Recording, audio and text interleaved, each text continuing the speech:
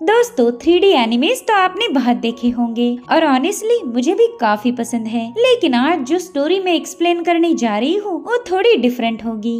एक 2D anime है, लेकिन इसकी स्टोरी इतनी पावरफुल है कि मैं खुद को इसे शेयर करने से रोक ही नहीं पाई। बिलीव मी, इसकी स्टोरी ऐसी है जो आपको स्टार्ट से लेकर एंड तक पकड़ के रखेगी। तो ये कहानी है एक मामूली बंदे की जो अपनी दुनिया में काफी खुश था, लेकिन किस्मत ने उसे खून और अंधेरों से भरी एक नरक में फेंक दिया, जहाँ से वापस लौटने का सपना देखना भी पागलपन था। यह शापों का राज है। एंशिएंट गॉड्स डर के मारे छुप जाते हैं और डीमंस का है बोलबाला।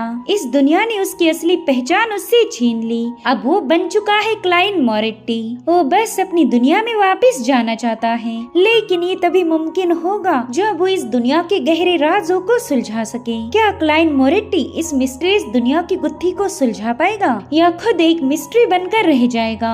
तो बिना किसी देरी के इस वीडियो को शुरू करते हैं। तो कहानी की शुरुआत में हमें बियॉन्डर्स की दुनिया की जानकारी दी जाती है, जिसमें बताया गया कि ह्यूमंस कुछ पोशंस को कंज्यूम करके बियॉन्डर बन सकते हैं, और अगर वो बियॉन्डर्स बन गए तो असेंशन पाथ को फॉलो करते हुए डिविनिटी को हासिल कर पाएंगे। वेल, बियॉन्डर यानी कि एक ऐसा शख्स जो कि सुपरनेचुरल पावर्स को पजेस कर सकता। इनका इन्फ्लुएंस टाइम, स्पेस, यहाँ तक कि रियलिटी को भी अल्टर कर सकता। एक बियॉन्डर को डिविनिटी हासिल करने के लिए 22 पाथवेज मौजूद हैं, और हर एक पाथवेज में टोटल 9 सीक्वेंस होंगे, और हर एक सीक्वेंस की शुरुआत होगी नंबर 9 से। जितना ये नंबर छोटा होता जाएगा उतना ही वो बियॉन्डर पावरफुल बनेगा। यानी कि आप यूँ समझ लो कि सीक्वेंस 9 का बंदा एक फ्रेशर है जो अभी अभी बियॉन्डर बना, और जैसे जैसे वो सीक्वेंस में आगे जाएगा, यानी कि 8, 7, 6, 5, उसी तरह से उसकी एबिलिटीज भी बढ़ जाएगी। इनफैक्ट जो बियॉन्डर नंबर 1 पर गए उन्हें तो गॉड्स जैसी पावर हासिल होगी, और इसी को कहा जाता है पाथ ऑफ द डिवाइन। अब एपिसोड 1 की शुरुआत में हम एक लड़के को देख पाते हैं जिसकी सोल को कोई अनजान पावर खींच रही थी, और फिर उस बंदे की आँख खुल गई। वो तो काफी तेजी से सांसें भर रहा था, और ये साल चल रहा है 1349। वो खुद से ही पूछ रहा था कि आखिर मैं कहाँ पर हूँ, कहीं मैंने कोई बुरा सपना तो नहीं देखा। और उसी वक्त वो टेबल पर ढेर सारा खून और एक गन को देख पाता है, जिससे तो उसका दिल ही दहल उठा। साथ ही उसके सिर पर एक चोट का निशान था जो कि अपने आप भरने लगा। उसी वक्त उसे कुछ मेमोरीज के विजन आने लगे। साथ ही उसे किसी ने क्लाइन मोरेट्टी नाम से पुकार लिया, तो बंदा पैनिक होकर पीछे मुड़ता है। वहाँ पर उसके सामने एक मिरर था, और उसने जैसे ही शीशे में अपना चेहरा देखा उसके तो होश ही उड़ गए, क्योंकि मिरर में जो इंसान दिख रहा था उसका चेहरा तो बिल्कुल अलग है। यानी कि ये बॉडी इस बंदे की थी ही नहीं। अब सोचो, अचानक किसी और की बॉडी में जाग जाओ तो हमारे दिमाग का क्या हशर होगा। सो ये सब देखने के बाद उस बंदे को समझ आया कि वो तो किसी और ही दुनिया में ट्रांसमिग्रेट हो चुका है। अब सीन शिफ्ट होकर हमें दो बंदों की लाशें दिखाई गई, जिनके नाम थे वेल्श और नाया। वेल, दोनों भी क्लाइन मोरेट्टी के क्लासमेट्स थे। वहाँ पर तहकीकात करने आए बंदों ने उस रूम की हालत देखकर ही समझ लिया कि इन लोगों ने तो सुसाइड किया है।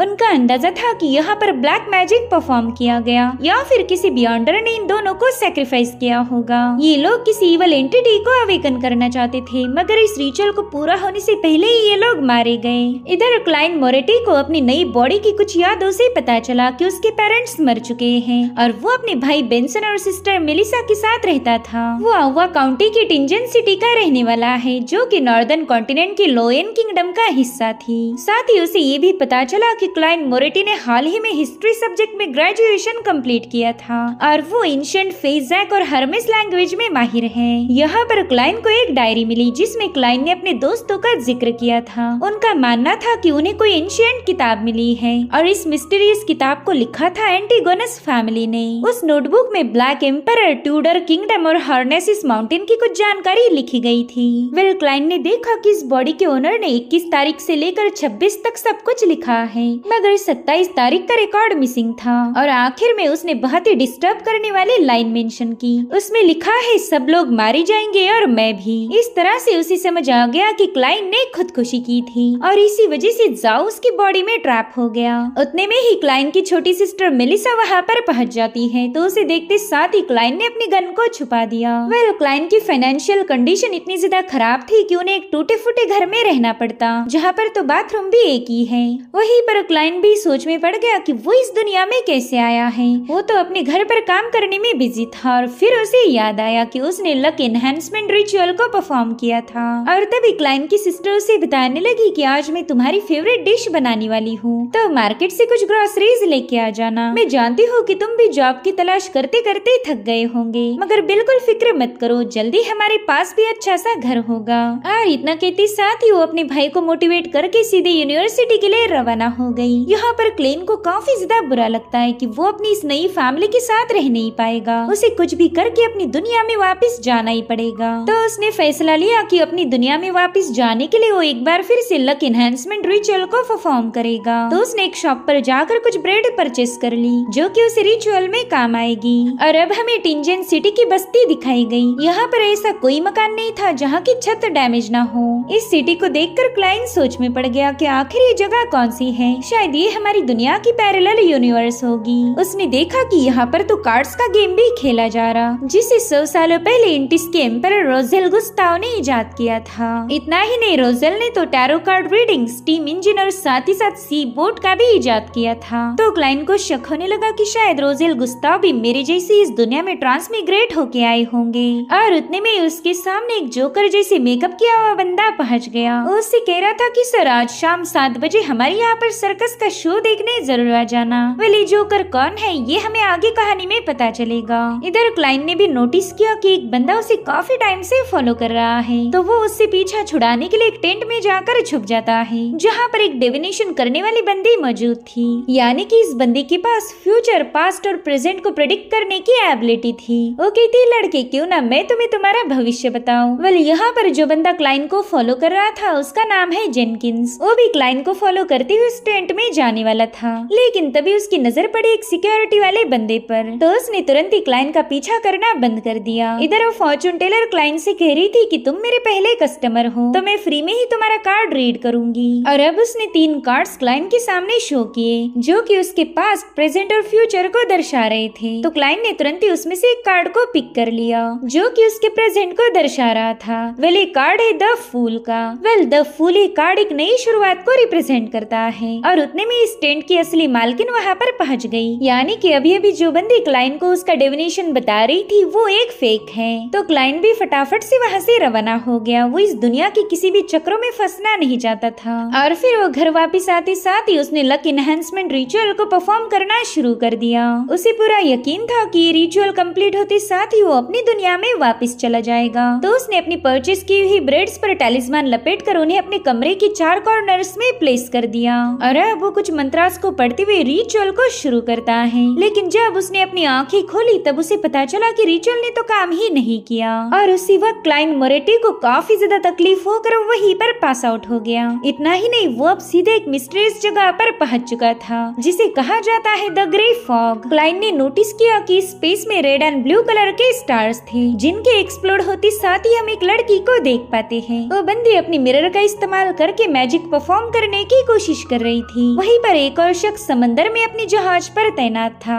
और फिर अचानक से ये दोनों बंदे ग्रे फॉग में टेलीपोर्ट हो गए। साथ ही उनकी नजर पड़ी क्लाइन पर, तो बंदी उससे पूछ रही थी कि सर आपने हमें समन क्यों किया और क्या इस डिवाइन रॉल्म के ओनर आप हो। अब इसका जवाब तो क्लाइन के पास भी नहीं था। वो भी यही सोचने लगा कि मैंने इन दोनों को समन कैसे किया और बिना श्राइन के डिवाइन रॉल्म कैसे हो सकती, यहाँ पर कोई ना कोई टेम्पल होना चाहिए था। तो उसके ऐसा सोचते साथ ही वहाँ पर अपने आप एक श्राइन क्रिएट हो गई, जो देखते साथ ही क्लाइन समझ गया था कि ये ग्रे फॉग उसके थॉट्स को पढ़कर उसी के अकॉर्डिंग काम कर रहा है, यानी कि वो इस जगह को अपनी मर्जी से कंट्रोल कर सकता था। तो क्लाइन ने वहाँ पर एक बड़ा सा टेबल और अपने लिए सिंहासन बना लिया। उतने में वो बंदा उससे पूछता है कि सर आपका क्या नाम है। तो क्लाइन सोच में पड़ गया कि मैं इन्हें अपना नाम क्या बताऊं, जाओ या फिर क्लाइन। और फिर काफी सोचने के बाद वो बड़ी स्टाइल के साथ अपना नाम बताता है द फूल। वेल क्लाइन ने उस टैरो कार्ड का नाम चूज किया था जो कि एक नई शुरुआत को दर्शाता है। तभी वो लड़की उससे पूछ रही थी कि सर क्या हम यहाँ से वापस जा पाएंगे, जिस पर क्लाइन कह रहा था हाँ बिल्कुल, अगर तुम जाना चाहती हो तो मैं तुम्हें नहीं रोकूंगा। लेकिन उस बंदी को तो ये ग्रे फॉग वाली जगह काफी ज्यादा अमेजिंग लगी। वो क्लाइन से कह रही थी कि मिस्टर फूल मुझे एक बियॉन्ड बियॉन्डर बनना है तो क्या आप मुझे बता सकते हो कि मैं एक बियॉन्डर कैसे बन सकती हूँ। मगर क्लाइंट ने तो ये वर्ड ही पहली बार सुना था, इसलिए वो कहने लगा कि जेंटलमैन तुम्हें इसका जवाब दे सकते हैं। इधर वो बंदा सोच रहा था कि शायद ये लड़की लो एंड नोबल फैमिली से बिलोंग करती होगी और मैं ठहरा एक सोनिया सी में रहने वाला, यानी कि हमारे बीच में कई मीलों का फासला था। मगर फिर भी द फूल ने हमें यहाँ पर समन किया। आखिर ये बंदा है कौन? जिसके बाद उस बंदी से कहने लगा कि मेरे ख्याल से तुम लो एंड से बिलोंग करती हो,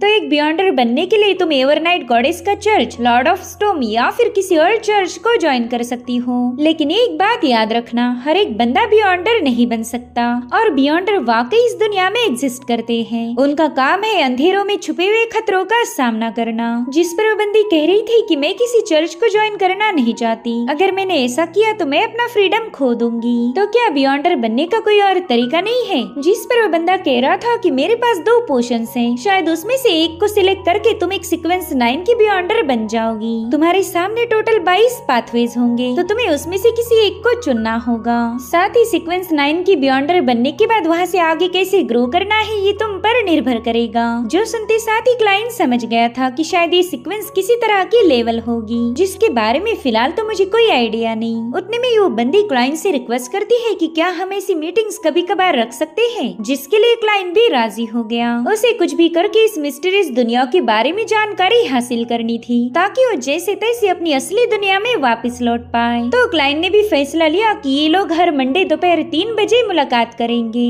वो लड़की कह रही थी कि सर ने तो टैरो कार्ड जैसे अपना नाम द फूल बताया, तो हमने भी अपना कोई कोड नेम रख लेना चाहिए। वैसे तो इस बंदी का असली नाम था ऑड्री, लेकिन उसने अपना कोड नेम रखा जस्टिस। वेल, इस बंदे का नाम था विल्सन, मगर उसने भी अपना कोड नेम रखा द हैंगमैन। और इसी तरह से इनके एक टैरो कार्ड सोसाइटी एस्टेब्लिश हो गई। उतने में क्लाइंट को काफी ज्यादा तकलीफ होने लगती है, क्योंकि असली दुनिया में कोई उसके दरवाजे पर दस्तक दे रहा था। तो द फूल ने तुरंत ही ये मीटिंग बर्खास्त कर दी, जिससे ऑड्री और विल्सन ग्रे फॉक्स से उनकी असली दुनिया में वापस चले गए। वहीं पर क्लाइंट को भी होश आ चुका था। उसने पूछा कि दरवाजे पर कौन है, तो बाहर से जवाब मिला हम पुलिस से है। अब ये सुनते साथ ही क्लाइंट तो काफी ज्यादा परेशान हो गया। वो फटाफट से जाकर पहले तो अपनी डायरी और गन को छुपा देता है और फिर उसने डोर को ओपन किया। वेल, जो बंदा उसके सामने था उसे देख क्लाइंट थोड़ा सा शॉक हो जाता है। वो कह रहा था कि अरे वो तो तुम ही हो ना जो मुझे मार्केट में स्टॉक कर रहे थे। वेल, इस बंदे का नाम था लियोनार्ड मिचेल और ये आउवा पुलिस टीम का मेंबर था। वो कहता है कि मैं तुम्हें स्टॉक नहीं बल्कि प्रोटेक्ट कर रहा था।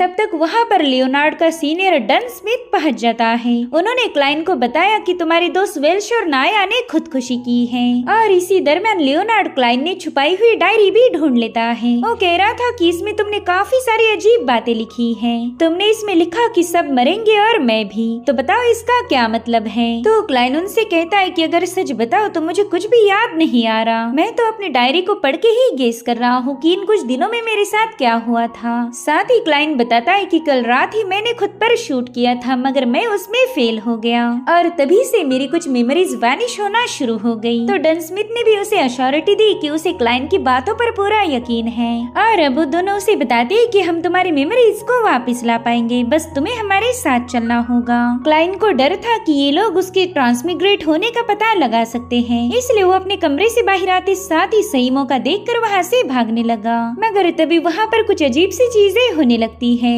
उसके सामने के रास्ते अपने आप ब्लॉक हो रहे थे, साथ ही साथ वहाँ मौजूद चीजें भी हवा में फ्लोट करने लगी। तो क्लाइंट समझ जाता है कि जरूर से यहाँ पर कोई बियॉन्डर होगा और उतने में उसे अपने सामने एक घोड़ा गाड़ी नजर आई, तो तुरंत ही उसमें जाकर बैठ जाता है। वो उस कैरेज ड्राइवर से कहने लगा कि मुझे पोर्ट की तरफ लेके चलो, लेकिन थोड़ी देर में जब उसे फील हुआ कि वो अब सेफ है, तो उस ड्राइवर से कहने लगा कि मुझे यहीं पर ड्रॉप कर दो। मगर वो बंदा तो उसकी एक नहीं सुनता। जो देख क्लाइंट भी पैनिक होकर उससे पूछ रहा था कि बताओ आखिर तुम मुझे कहाँ ले जा रहे हो। जिस पर उस बंदे ने जवाब दिया कि हम वेल्श के घर जा रहे हैं। वाले बंदा कोई और नहीं बल्कि डन स्मिथ था। और फिर अचानक से क्लाइंट की आँख खुल गई। उसने देखा कि वो तो कोई सपना देख रहा था और तभी उसे अपने सामने डन स्मिथ नजर आया, जो कि असल में एक नाइट हॉक है। वो क्लाइंट को बता रहा था कि रात के समय हम नाइट वॉक्स की पावर काफी ज्यादा बढ़ जाती है और उतने में ही वो रूम अचानक से ब्रेक होने लगा। साथ ही वहाँ पर एक लेडी पहुँच गई थी। वो क्लाइंट का मुंह दबाते हुए कहने लगी कि बिल्कुल फिक्र मत करो, मैं तुम्हें नुकसान नहीं पहुँचाऊंगी। साथ ही डन स्मिथ उसे बता रहा था कि लड़की बस तुम्हें शांत करने की कोशिश कर रही है, तो तुम्हें टेंशन लेने की कोई जरूरत नहीं। इसे तो जिंदा इंसानों से ज्यादा मुर्दों में दिलचस्पी है। और अब हमें दिखाई जाती है क्लाइन की माइंड स्पेस, जहाँ पर वो अपने पेरेंट्स को देख पा रहा था। साथ ही वो बंदी भी उसकी माइंड स्पेस में पहुंच चुकी।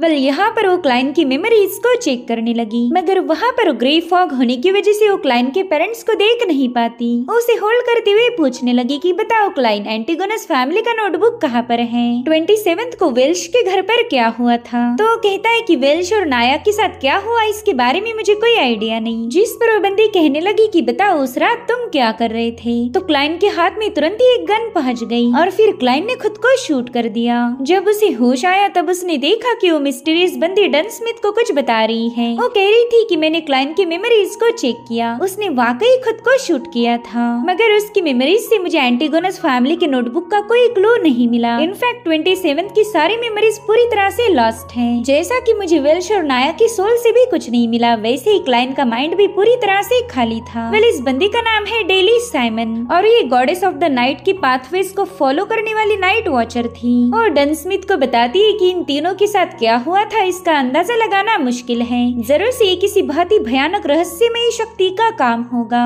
तो डन स्मिथ क्लाइन को आगाह करता है कि एंटीगोनस फैमिली के नोटबुक के बाद ही कई सारी रहस्यमयी चीजें होने लगी, इसलिए तुम्हें काफी ज्यादा केयरफुल रहना पड़ेगा।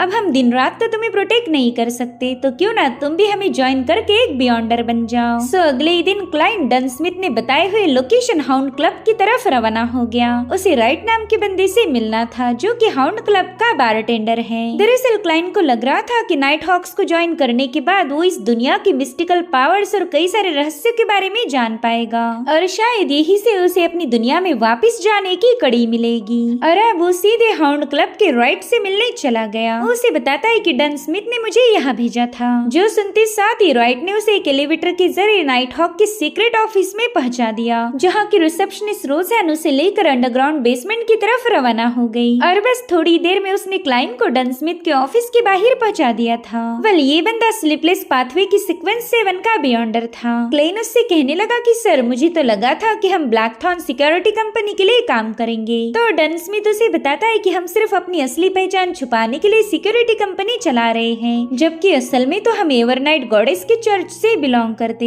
हम सीक्रेटली काम करके इस दुनिया को रहस्यमय खतरों से बचाते आ रहे। अरे अब तुम भी हमारे साथी हो। जो सुनकर क्लाइन भी काफी ज्यादा खुश हो गया। डन स्मिथ उसे बताता है कि हर एक बियॉन्डर का सबसे बड़ा खतरा है कि कहीं वो खुद पर का कंट्रोल खो न दे, इसलिए एक बियॉन्डर को हमेशा चौकन्ना रहना पड़ता। और फिर वो क्लाइन के हाथ में कैंडल देकर उसे एक मेमोरियल हॉल में ले जाता है, जहाँ पर कई सारे नाइट हॉक्स की मेमोरियल टैबलेट्स थी। एक जमाने में सभी लोग बहुत ही टैलेंटेड नाइट हॉक्स हुआ करते थे, मगर दुर्भाग्य से वो किसी न किसी इंसिडेंट में मारे गए। हालांकि एवरनाइट चर्च ने उन्हें हमेशा अपनी यादों में जिंदा रखा। तो क्लाइन ने भी वहाँ पर कैंडल जलाकर उन सभी लोगों को रिस्पेक्ट पेश की। उतने में ही डन स्मिथ उससे पूछता है कि बताओ क्या तुम्हें क्रिएशन का मिथ पता है? तो क्लाइन जवाब देते हुए बताने लगा कि क्रिएटर के औस से अवेकन हुआ था। उसने सबसे पहले रोशनी बनाई और उसी से ये दुनिया क्रिएट हुई।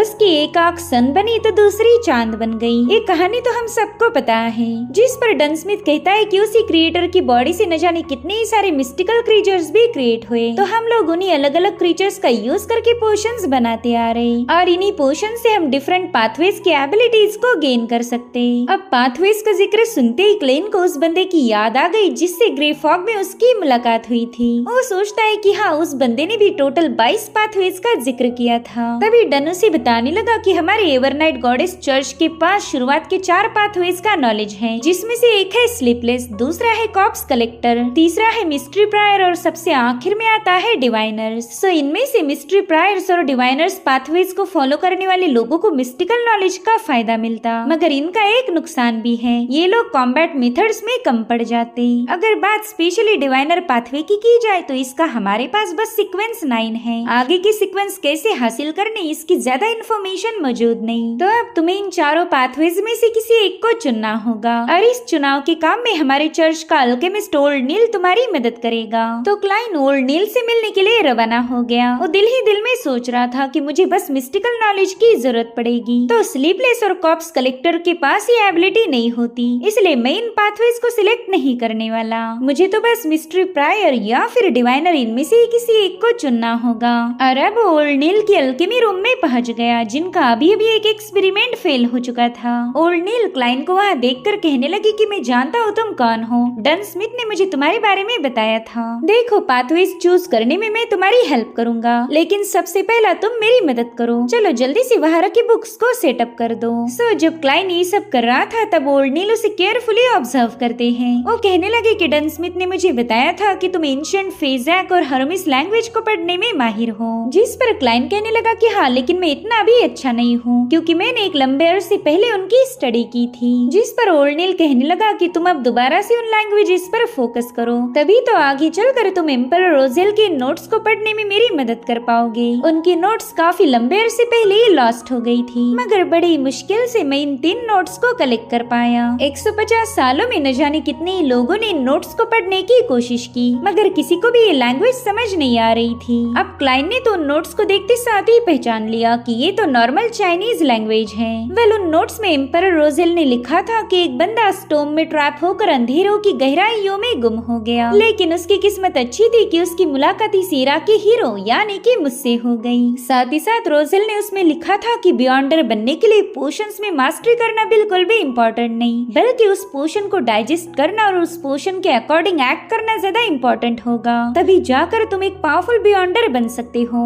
अब क्लाइन तो उन नोट्स में पूरी तरह से खो गया था, लेकिन तभी ओल्ड नील ने उसे आवाज लगाई। वो कह रही थी, बच्चे, आज तक तो मैं भी नोट्स का मतलब समझ नहीं पाया और मुझे नहीं लगता कि तुम भी इसमें कुछ खास कर पाओगे। जिसके बाद वो एम्परर रोजेल के नोट्स को वापस रख देते हैं। उन्हें कोई आइडिया नहीं थी कि क्लाइन उन नोट्स को पढ़ पाया था। तभी क्लाइन कहता है, सीनियर, मैंने अपना पाथवे चुन लिया है, मैं एक डिवाइनर बनूंगा। जिस पर ओल्ड नील बताते हैं कि बस एक बात याद रखो, एक बार तुम किसी पाथवे को चुनकर उसका पोषण कंज्यूम करोगे, उसके बाद तुम किसी और पाथवेज को सिलेक्ट नहीं कर सकते। तुम्हें जिंदगी भर उसी पाथवे पर स्टिक रहना होगा, यानी कि तुम्हारे पास डिसीजन लेने का यही सबसे पहला और आखिरी मौका है। तो क्लाइन ने उन्हें बताया कि उसने डिवाइनर बनने का फैसला कर लिया है, इसलिए अब नील भी उसके लिए एक पोशन बनाना शुरू कर चुके, जिसमें कई सारे मिस्टिकल क्रीचर्स का एसेंस था। तो फाइनली क्लाइन ने उस पोशन को कंज्यूम कर लिया और इसके ऐसा करते साथ ही उसकी बॉडी में काफी तेजी से बदलाव होने लगे। ओल्ड नील उसे कंसंट्रेट करने के लिए बता रहे थे। वो कहते हैं कि इस दुनिया की किसी ऐसी चीज पर फोकस करो जो कि यहाँ पर काफी ज्यादा कॉमन है। तो क्लाइन ने विजन में एक हैट को देख लिया। तभी ओल्ड नील कहते, चलो अब किसी ऐसी चीज को देखो जो कि इस दुनिया में एग्जिस्ट ही नहीं करती।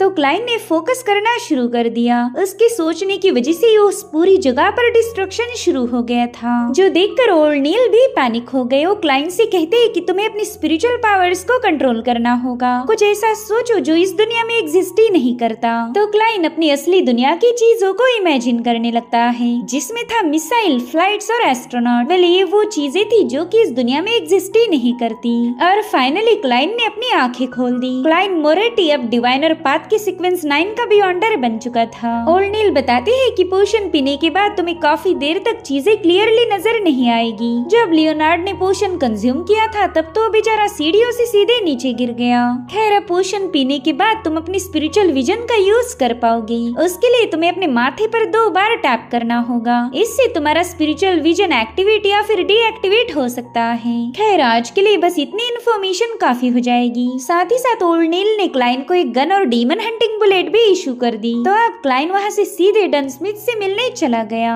डन स्मिथ कह रहा था कि फिलहाल तुम सिविलियन ड्यूटीज करोगे और सही वक्त आने पर मैं तुम्हें ऑफिशियल टीम में ज्वाइन करवा दूंगा। और अगर तुम्हारी सैलरी की बात की जाए तो पर वीक तुम्हें 3 पाउंड्स की सैलरी मिलेगी। तो इसमें मैंने तुम्हें पूरे 1 महीने की सैलरी एडवांस में ही दे दी है। जो देखकर ही क्लाइन काफी ज्यादा शॉक हो जाता है, क्योंकि उसके बड़े भाई बेंसन की मंथली सैलरी पेमेंट 5 पाउंड थी। तो क्लाइन उससे भी ज्यादा पैसे कमा सकता है, यानी कि अब वो पुअर क्लास से सीधे मिडिल क्लास में शिफ्ट हो गया था। यहाँ पर क्लाइन ने खुद के लिए एक छड़ी भी परचेस कर ली थी, जिसके बाद वो लियोनार्ड के साथ अपने पहले मिशन पर रवाना हो गया। लियोनार्ड उसे बता रहा था कि एलियट नाम का एक छोटा सा बच्चा किडनैप हुआ है, तो हमें बस उसे ढूंढना पड़ेगा। हम ऐसे छोटे मोटे काम करते रहते हैं ताकि किसी को हम पर शक ना हो। ये लो, ये है एलियट के कपड़े, अब इनकी मदद से तुम उसका लोकेशन ट्रेस कर पाओगे। तो चलो मेरे डिवाइनर, अब जल्दी से अपने जलवे दिखाओ। इसलिए क्लाइन ने उन कपड़ों पर अपनी स्टिक रख के स्पिरिट विजन को एक्टिवेट कर लिया, जिससे एक अनजान शक्ति उस एलियट की ट्रेसेस दिखाने लगती है। तो उन्हीं को फॉलो करते हुए ये लोग एलियट की लोकेशन की तरफ निकल पड़े। उसकी स्टिक ने ये काम काफी आराम से कर दिखाया था। अब ये लोग एक मेंशन के सामने पहुंच चुके थे। तो उसमें एंटर करते साथ ही क्लाइन बताता है कि इस रूम में 2 किडनैपर्स और उनका होस्टेज है, इसलिए लियोनार्ड ने बड़ी स्टाइल के साथ वहाँ का दरवाजा ब्लो लो कर दिया। उन लोगों से कह रहा था कि पता नहीं तुम किडनैपर्स क्यों बने हो। और अब उन दोनों बंदों की तगड़ी धुलाई शुरू कर देता है। उन दोनों को घायल करने में लियोनार्ड को जरा भी वक्त नहीं लगा था, मगर उतने में वो लोग दोबारा से उठ गए और इस बार उनकी बॉडी आपस में मर्ज होकर वो लोग एक डीमन में बदल चुके थे। यहाँ पर वो डीमन लियोनार्ड पर हमला करने की कई सारी कोशिशें कर रहा था, मगर लियोनार्ड उसके हर एक अटैक को डॉज करके उस पर एक जोरदार पंच हिट कर देता है। जो देख वो डीमन तुरंत ही वहाँ से भाग निकला तो क्लाइन उसे अपनी छड़ी की पावर्स का यूज करते हुए ढूंढने लगा, मगर तभी अचानक से वो डीमन उस पर अटैक कर देता है। हालांकि क्लाइन ने भी उस पर एक बुलेट शूट कर दी तो डीमन तुरंत ही वहाँ से भाग निकला। और अब यहाँ पर हमें लियोनार्ड की पावर दिखाई जाती है, जिसने अपने रोजेस के खूबसूरत से गार्डन में उस डीमन को ट्रैप करके सुला दिया। फिर लियोनार्ड की इस कमाल के एबिलिटी को मिडनाइट पोएट कहा जाता था। और उसी वक्त क्लाइन को कुछ विजन्स आने लगे। उसे ऐसा महसूस हो रहा था कि वो पहले भी यहाँ पर आ चुका है। और अब एलियट को उसके घर तक पहुँचाने के बाद ये लोग उस डीमन की बॉडी को ऑब्जर्व करते हैं। उन्हें पता चला कि इन दो किडनैपर्स ने पोशन को कंज्यूम किया था, मगर वो अपने माइंड को कंट्रोल नहीं कर पाए और इसी वजह से एक मॉन्स्टर में तब्दील हो गए। तो क्लाइन इस इंसिडेंट से समझ गया था कि पोशन को डाइजेस्ट करना कितना ज्यादा इम्पोर्टेंट है। साथ ही लियोनार्ड भी उसे हाई फाई देते हुए कहने लगा कि मुझे तुम्हारे साथ काम करके काफी ज्यादा मजा आया, तुम्हारे अंदर कुछ तो ऐसा जरूर होगा जो मुझे तुम्हारी तरफ आकर्षित कर रहा। जो सुनते साथ ही क्लाइन तुरंत ही उससे पीछा छुड़ा लेता है। उसे लग रहा था कि शायद लियोनार्ड उसे पसंद कर रहा है, मगर यहाँ पर बात तो कुछ और थी। लियोनार्ड अपने शैडोज से कह रहा था कि क्लाइन ने यहाँ पर कुछ तो नोटिस किया, बस वो ये बात मेरे साथ शेयर नहीं करना चाहता। इधर क्लाइन अपनी जॉब की गुड न्यूज मेलिसा को देने के लिए काफी ज्यादा एक्साइटेड था, मगर जैसे उसने अपने घर का दरवाजा ओपन किया वो देखता है कि वो तो उसी बिल्डिंग में पहुंच चुका जहाँ पर वो दो किडनैपर्स थे। ये सब देखकर ही क्लाइन के तो पसीने छूट गए। उसे वहाँ के एक रूम में एक डायरी नजर आती है, जिसके आखिर में लिखा था कि सब लोग मारे जाएंगे और उनके साथ मैं भी। लेकिन तभी उसकी आँख खुल गई। उसने जो ये सपना देखा था उससे क्लाइन को इतना तो समझ आ गया कि नाइटहॉक्स जिस एंटीगोनस फैमिली के नोटबुक को ढूंढ रहे थे उसका क्लू उन्हें इसी घर से मिलेगा। अब हमें कुछ दिनों बाद की कहानी दिखाई गई, जहाँ पर क्लाइन का भाई बेंसन अपने नए घर में पहुंच चुका था। वेल क्लाइन ने अपनी पहली सैलरी पर नया घर लिया था, जिससे उसके सिबलिंग्स काफी ज्यादा खुश हो गए। इतना ही नहीं, बेंसन ने उसके लिए काफी बेहतरीन सूट भी परचेस कर लिया। सो क्लाइन को भी इन दोनों के साथ अपनी असली फैमिली का एहसास हो रहा था। अब ये सीन यहीं पर कट होकर हमें ब्लैकथॉर्न सिक्योरिटी ऑफिस दिखाया गया, जहाँ पर डन स्मिथ अपनी पावर का इस्तेमाल करते हुए एक बंदे की मेमोरीज को चेक कर रहा था और उसे पता चला कि इसी बंदे ने एंटीगोनस फैमिली का नोटबुक मार्केट में सेल किया है। वेल ये बंदा कोई और नहीं बल्कि जेनकिंस था, जिसने कुछ दिनों पहले एक क्लाइन को मार्केट में फॉलो किया था। वेल उसकी गर्दन पर उन्हें एक मार्क भी नजर आया, जिसे देखते साथ ही ये लोग समझ गए कि जेनकिंस सीक्रेट ऑर्डर के लिए काम करता था। लियोनार्ड कहता है कि शायद ये बंदा उसी नोटबुक की वजह से क्लाइन को फॉलो कर रहा था, यानी कि सीक्रेट ऑर्डर भी उस नोटबुक को हासिल करना चाहती। ये तो बस शुरुआत है, सीक्रेट ऑर्डर अपने और भी कुछ लोग भेजने वाला है। जिस पर डन स्मिथ कह रहा था कि हमें कुछ भी करके सीक्रेट ऑर्डर से पहले उस बुक को ढूंढना होगा। अगर एंटीगोनस फैमिली की नोटबुक उनके हाथ लग गई तो तबाही मचेगी। और उतने में एक बंदा वहाँ पर पहुँच गया। वो डन स्मिथ को बता रहा था कि क्लाइन को नोटबुक का क्लू मिल चुका है। और अब हमें उन्हीं किडनैपर्स के घर का नजारा दिखाया जाता है, जहाँ के कमरे में इन्हें एक सड़ी हुई लाश मिल गई। क्लाइन अपने सीनियर्स को बता रहा था कि शायद यहाँ पर मैं पहले भी आ चुका हूँ, तो नोटबुक यही कहीं होनी चाहिए, मगर वहाँ पर उन्हें कोई नोटबुक नहीं मिलती। हालांकि उन्हें ये पता चला कि इस मरी हुई लेडी का बेटा रे बीबर काफी दिनों से मिसिंग है। तो लियोनार्ड कहने लगा कि शायद उसी के पास एंटीगोनस फैमिली का नोटबुक होगा, तो हमने रे बीबर को ढूंढना चाहिए। जिसके बाद वो क्लाइन को रे बीबर की फोटो दे देता है। तो क्लाइन ने अपनी छड़ी से रिचुअल परफॉर्म करना शुरू कर दिया, मगर वो स्टिक तो अचानक से आउट ऑफ कंट्रोल होकर क्लाइन पर ही अटैक करने वाली थी। हालांकि डन स्मिथ ने समय रहते उसे रोक लिया। वो बताता है कि कोई बहुत ही भयानक शक्ति इस रिचुअल को कंप्लीट होने से रोक रही है। मेरे ख्याल से हमने फिलहाल के लिए रुक जाना चाहिए। मैं जल्दी से होली कैथेड्रल को इसकी रिपोर्ट करूंगा, ताकि हम किसी दूसरे तरीके से रे बीबर को ढूंढ सके। अब अगले दिन ये लोग चाइनीज गेट के सामने पहुंच गए, जहाँ पर डन स्मिथ ने देखा कि क्लाइन थोड़ा सा नर्वस है, तो वो उसके नए कोट की तारीफें करके उसे थोड़ा सा रिलैक्स करने लगा। साथ ही डन स्मिथ ने उसे टोपैज पेंडुलम भी दे दिया। इसका यूज करके क्लाइन की पावर्स इंप्रूव हो जाएगी और वो स्पिरिट्स के साथ आसानी से इंटरैक्ट कर पाएगा। डन स्मिथ उसे बताता है कि रे बीबर को पकड़ने में ये तुम्हारे काम आएगा। साथ ही होली कैथेड्रल ने हमें ग्रेड 2 का सील्ड आर्टिफैक्ट यूज करने की परमिशन दी है, तो कुछ लोग वो आर्टिफैक्ट लेकर यहाँ आते ही होंगे। साथ ही डन स्मिथ ने उसे ये भी बता दिया कि ग्रेड 2 का मतलब मतलब है खतरनाक। ऐसे आर्टिफैक्ट को हमेशा सील्ड रखा जाता और इनका यूज तभी कर सकते जब हमें कोई खतरनाक मिशन को पूरा करना हो। उतने में ही वहाँ पर 3 बियॉन्डर उस आर्टिफैक्ट को लेकर पहुँच गए। वेल, इनमें से एक है हार्सन जो कि 7वें सीक्वेंस पर था, बॉर्जिया था सीक्वेंस 8 पर और इनके साथ डेली नाम की बंदी भी थी जो कि है सीक्वेंस 7 पर। वेल, ये सभी लोग बैकलैंड नाइट हॉक ब्रांच से बिलोंग करते हैं और ये डेली वही बंदी है जिसने पहले भी एक बार क्लाइन के माइंड में झांकने की कोशिश की थी। उतने में ही डन स्मिथ की नजर पड़ी उस स्पेशल आर्टिफैक्ट पर। वेल, इसे 2049 के नाम से जाना जाता था, जिसे देखते साथ ही वो थोड़ा सा परेशान हो गया। इसलिए वो हर्मिस से कहने लगा कि मैं जानता हूँ इस मिशन में एंटीगोनस फैमिली के नोटबुक का मामला है, लेकिन क्या हमें इतनी बड़ी रिस्क उठानी चाहिए? आफ्टर ऑल 2049 काफी ज्यादा भयानक आर्टिफैक्ट है, जिस पर हर्मिस कहने लगा कि इस मिशन के लिए 2049 का यूज करना ही सही रहेगा, क्योंकि ये आर्टिफैक्ट भी एंटीगोनस फैमिली ने ही बनाया था। तो इसकी मदद से हम आसानी से उस नोटबुक को ढूंढ पाएंगे। जिसके बाद उस सभी को बताने लगा कि मेरी इस मूवमेंट को फॉलो करो, तभी जाकर तुम इस आर्टिफैक्ट से सेफ रह पाओगे। और फिर ये सभी लोग बड़े ही फनी तरीके से अपने हाथों को अप एंड डाउन करने लगे, जो देख क्लाइन तो काफी ज्यादा कंफ्यूज हो गया। वो सोचता है कि यार ये लोग ऐसी हरकतें करके सेफ कैसे रह सकते, मैं तो स्कूल में ऐसे ही पीटी करता था। जिसके बाद वो भी अपने हाथों को अप एंड डाउन करने लगा। तब तक वो बॉक्स अपने आप ओपन हो जाता है और उसमें से एक जोकर बाहर आ गया। वेल, क्लाइन को तो ये काफी ज्यादा क्यूट लगा था, मगर उतने में वो जोकर उन्हें अपना डिमोनिक फेस शो कर देता है, जो देखते साथ ही क्लाइन काफी ज्यादा पैनिक हो गया। साथ ही उसने नोटिस किया कि वो अपनी बॉडी की मूवमेंट ही नहीं कर पा रहा और तब तक उस जोकर ने अपना मैजिकल स्ट्रिंग्स का इस्तेमाल करते हुए इसे चोक करना शुरू कर दिया। वहीं पर क्लाइन तो बिल्कुल भी मूवमेंट नहीं कर पा रहा था। उसे लगा कि मानो उसकी बॉडी पूरी तरह से फ्रीज हो गई और उतने में लियोनार्डो उसकी पीठ पर टैप करते हुए उसे जोकर के चुंगल से आजाद कर देता है। यानी कि अगर ये जोकर किसी को फ्रीज करे तो दूसरा बंदा आकर उसे आजाद कर सकता है। वैसे तो उस रूम में कई सारे लोग थे, मगर वो जोकर सिर्फ क्लाइन को ही फॉलो करने लगा। जो देख डेली कह रही थी कि शायद क्लाइन इसे कुछ ज्यादा ही पसंद आ गया, मगर डन स्मिथ का मानना था कि क्लाइन एंटीगोनस फैमिली के करीब था और ये आर्टिफैक्ट भी उसी फैमिली ने बनाया है, तो इसी वजह से ये क्लाइन को फॉलो कर रहा। वहीं पर हर्मिस बता रहा था कि ये जोकर 5 मीटर के घेरे में किसी भी 2 इंसानों को अपने पपेट्स में तब्दील कर सकता है। एक बार कोई बंदा इसके स्पेल में ट्रैप हो गया तो उसकी बॉडी ऑलमोस्ट फ्रीज हो जाएगी और इसी वजह से हम ये एक्सरसाइज करते हैं ताकि हम फ्रीज भी हो गए तो हमारे साथियों को पता चलेगा और फिर वो हमें स्लैप करके इस जोकर की चुंगल से आजाद कर सकते हैं। इधर वो जोकर तो बस क्लाइन के ही पीछे जाने लगा, तो क्लाइन ने फटाफट से अपना कोट उतार दिया। दरअसल ये कोट रे बीबर से बिलोंग करता था और इसी वजह से वो जोकर उसके पीछे पड़ा हुआ है, क्योंकि रे बीबर एंटीगोनस फैमिली का ही डिसेंडेंट था। अब जैसी ये बात कंफर्म हो गई, इन लोगों ने तुरंत ही उस आर्टिफैक्ट को बॉक्स में बंद कर दिया और अब ये लोग रे बीबर की तलाश में निकल पड़े।